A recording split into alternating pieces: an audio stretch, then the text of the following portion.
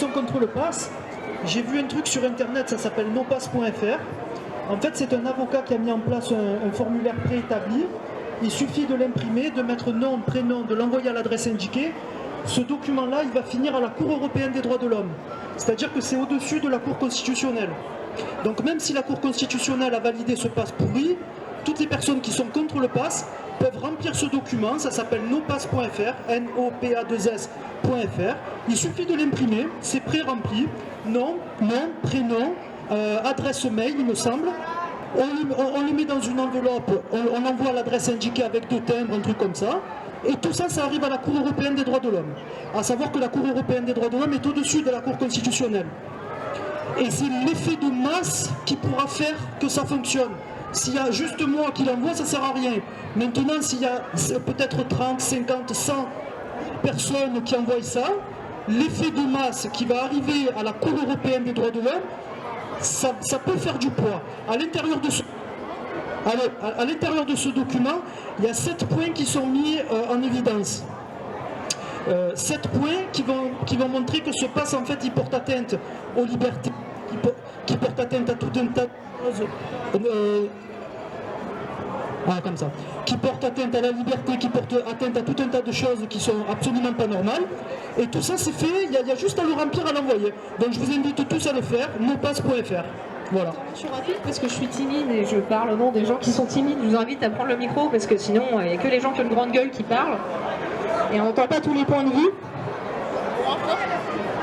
Et du coup, rapidement, moi je trouve que tout ce qui a été dit est super intéressant et je trouve que c'est très bien qu'il y ait des gens qui aient des points de vue un peu différents, qui puissent se rencontrer, discuter, et c'est ça le but de l'Agora. Après, pour qu'il en sorte quelque chose de concret, moi j'ai l'impression qu'à Marseille, il y a déjà plein de trucs qui existent pour s'impliquer, il y a la Barreau de son nom, il y a plein de trucs qui ont été créés, la solution principale. En gros, moi si je suis là, c'est parce que je me pose énormément de questions et je suis complètement perdu par rapport à plein de choses. Je suis contre le pass sanitaire, mais par rapport au vaccin, je suis pas trop sûre. Mais je pense qu'en fait, il y a 50% de chances d'être... Enfin, il y a 50% de raisons d'être pour et 50% de raisons d'être contre. Les raisons d'être contre, c'est que, en fait, on n'est pas sûr que ça va empêcher un variant plus dangereux du virus de circuler. Qu'il y a des gens qui se font vacciner, mais qui chopent quand même le virus, donc ça marche pas à 100% aussi.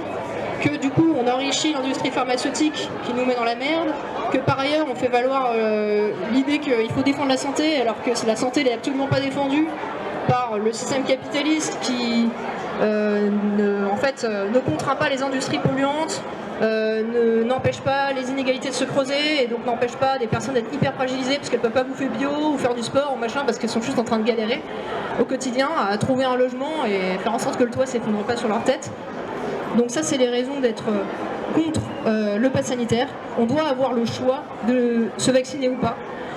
Maintenant, le problème, c'est qu'il y a des gens qui considèrent que de refuser le vaccin, c'est aussi une manière d'être individualiste, parce que on laisse les plus fragiles de côté. Et il y a beaucoup de gens qui sont fragilisés par le système capitaliste, qui ont plein de maladies chroniques du fait de leur travail.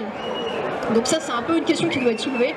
Maintenant, moi je pense que la question principale, et ce qui fait qu'on est rassemblés, ce qui fait qu'il y a les indignés, qu'il y a une nuit debout, qu'il y a eu les gilets jaunes, et qu'il continuera d'y avoir des luttes, c'est qu'on lutte contre le capitalisme. Et donc pour lutter contre le capitalisme, le seul truc, ça va être très succinct ce que je vais dire, mais c'est de se rappeler que c'est nous qui avons les compétences, et donc c'est à nous de nous rassembler le plus localement possible. Et donc à ce sujet-là, parce que ça a été évoqué, moi je pense que les crypto-monnaies, c'est un peu une connerie. Par contre, les monnaies locales, ça, je pense que ça peut être une bonne solution. Parce que ça nous oblige à nous regrouper autour du territoire et localement. Et voilà.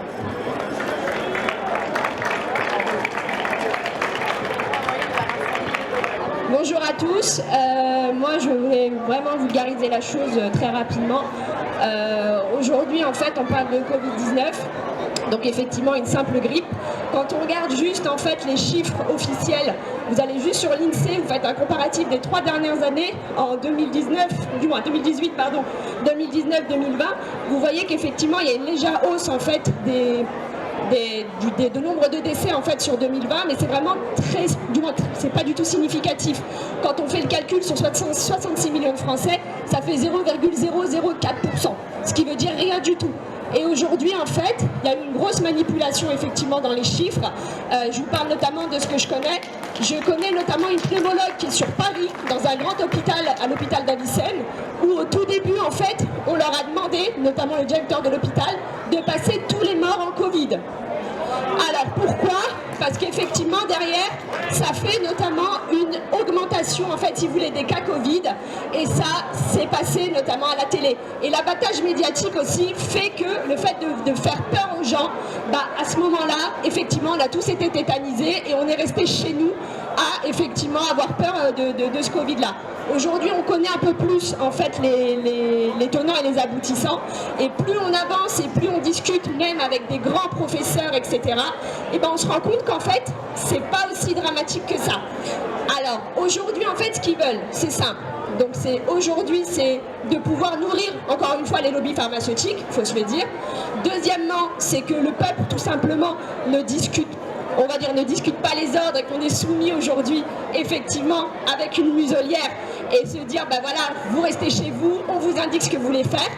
Et en plus de ça c'est qu'il y a aussi le crédit social, du moins on va dire une forme de crédit social que demain ils veulent mettre en place. Ça existe déjà en Chine. Hein. Et aujourd'hui, parce que le monsieur a parlé notamment du grand reset, donc de Schwab, où derrière, en fait, eux, leur objectif, c'est le traçage numérique, le traçage des gens, passer sur une monnaie numérique, c'est ce qu'on disait aussi. Et en gros, en fait, vous ne pouvez plus rien faire. Donc demain, vous tapez sur Internet, vous trouvez tout. Hein. Il y a une ville en Chine. Laissez-moi juste terminer, après je vous donne le micro si vous voulez. Mais en tout cas, sincèrement, quand on regarde, c'est pas plus dramatique que ça. Après, c'est vrai, il y a, si vous voulez, aujourd'hui, on ne parle que du Covid-19. Il y a des maladies qui sont beaucoup plus mortelles, d'accord ? Il y a des virus aujourd'hui pulmonaires ou d'autres maladies qui sont beaucoup plus importantes. Et ce qui n'est pas normal, c'est que aujourd'hui, en fait, parce que je ne sais pas si vous l'avez remarqué, c'est plus en France où on a instauré des restrictions plus difficiles que dans les pays d'Europe, que ce soit l'Espagne ou ailleurs. Pourquoi? Parce que le peuple aujourd'hui français, c'est le peuple des droits de l'homme, c'est le peuple des libertés, et c'est ce qu'ils veulent en fait. Ils veulent tester chez nous pour voir si on arrive à lâcher prise, et si on lâche prise, ils mettront ça partout en fait ailleurs, dans tous les pays du monde. Donc en fait, il ne faut pas lâcher. Ouais. Il faut juste pas lâcher en fait et se dire qu'en gros, voilà, il faut continuer le combat et à ce moment-là, comme je vous ai dit, hein, normalement il y a pas de raison parce que eux en fait, c'est pas Macron. Macron lui il est là, il répond uniquement en fait à des élites qui sont en haut et quand on regarde bien, il y a bien un agenda parce que tout le monde en fait fait exactement la même chose au même moment, que ce soit le pass sanitaire. Regardez en Israël, plus de 95% de la population a été vaccinée et ils sont tous malades. Donc c'est qu'en finalité, la vaccination ne sert à rien.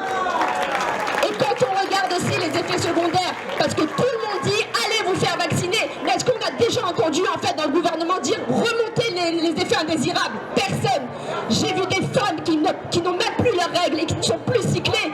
On a vu des gens qui avaient plus de cancer, qui étaient en rémission et qui refont des cancers à cause de ce vaccin. Je vous invite même à aller sur le Facebook de effets secondaires de la Covid-19, effets indésirables. Vous allez voir, c'est plus de 100 000 personnes qui parlent notamment des doses et des effets secondaires. Donc voilà, j'ai juste ça à vous dire.